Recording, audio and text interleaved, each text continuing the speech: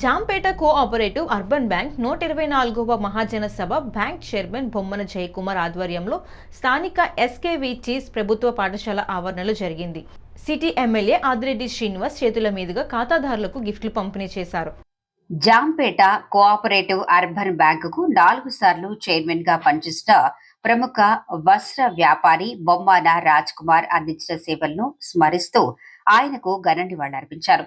MLA Adireddy మాట్లాడుతూ పేద మధ్యతరగతి వర్గాలకు అందుబాటులో ఉంటూ వారి అభ్యున్నతికి బ్యాంక్ పాలక వర్గం కృషి చేయాలన్నారు. చైర్మన్ జయకుమార్ మాట్లాడుతూ ఖాతాదారుల సహకారంతో బ్యాంకును ప్రగతి పథంలో నడిపిస్తున్నామని, రానున్న రోజుల్లో సేవలను మరింతగా విస్తరిస్తామన్నారు. మాజీ కార్పొరేటర్ల ద్వారా పార్వతీ సుందరి, Prasadula Harinath, Vakacharla Krishna, Bontha Srihari, bank vice chairman Robbe Vijayasekhar, Aryapuram bank vice chairman Polaki Paramesh, Mahanti, Lakshman Rao తదితరులు పాల్గొన్నారు.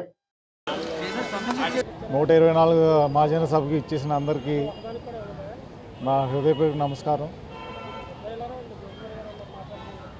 మా బ్యాంకు సుమారు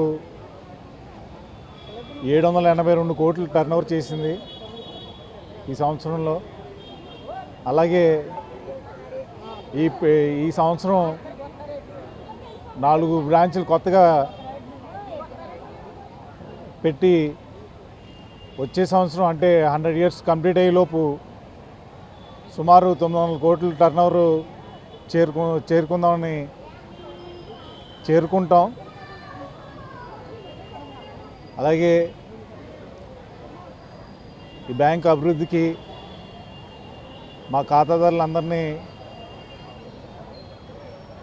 మాకు సహకరించినందుకు నా హృదయపూర్వక నమస్కారాలు తెలియజేస్తూ, the Jampeta cooperative urban bank ఈరోజు 124వ మహాజన సభ ఈవేళ జరుగుతుంది.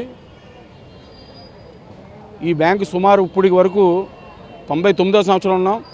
1926లో ఇది ప్రారంభించబడింది.